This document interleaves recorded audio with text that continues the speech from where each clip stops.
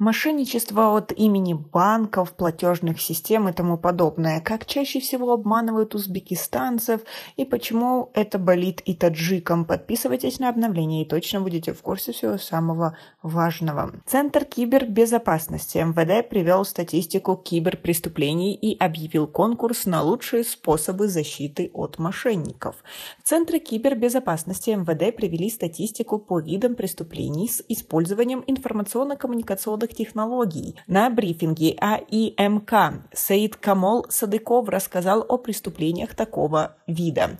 Согласно статистике, мошенники чаще всего используют следующие способы. 17% это мошенники получают номера банковских карт или секретные коды, представляясь сотрудниками платежных компаний Click, PayMe и другие, или службы безопасности банка во время телефонных разговоров. 34% мошенники получают секретный код или номер банковской карты, отправляя своим жертвам поддельные ссылки с предложением финансовой помощи, получения онлайн-кредита или выигрышей. 14% это мошенники, которые раскрывают секретный код или номер банковской карты через торговые онлайн-площадки.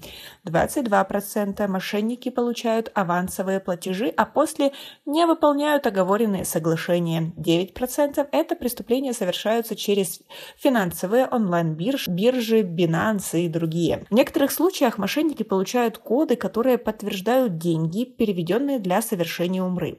В связи с этим Центр кибербезопасности МВД объявляет проведение комплексных агитационных мероприятий под названием Кибер 10 Day, направленных на осведомление общественности о данных видах преступлений и способах защиты. В рамках данных мероприятий до 1 марта будут проведены конкурсы среди населения на определение лучших 10 инновационных подходов, способствующих борьбе с киберпреступлениями. В частности, конкурс на лучший монолог, лучшее стихотворение среди учащихся творческих образовательных учреждений.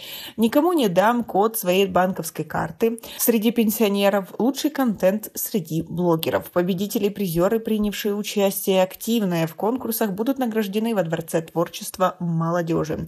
Как вы относитесь к такой ситуации, что таким достаточно забавным способом хотят обучить население и тому подобное? И как вы относитесь к тому, что Таджикистан тоже страдает от подобных мошенников, особенно пенсионеры или люди, которые не особо понимают, как устроен интернет, мобильные площадки и тому подобное. Им звонят мошенники и пытаются якобы доброжелательно им помочь, но тем самым просто обворовывают людей на огромнейшие суммы. И мы достаточно часто рассказываем о мошенниках в Таджикистане, но мало мы говорим о киберпреступности. Как вы относитесь ко всей этой ситуации? Попадались ли вы или ваши знакомые на таких мошенников? Или, возможно, вы знаете интересные истории по поводу этого? И как вы думаете, как нашим странам стоит с этим бороться? Возможно, у вас есть какая-то достаточно интересная мысль, напишите нам, пожалуйста, под этим видео. У нас пока на этом все. Оцените наше видео подпиской и лайком. До скорой встречи!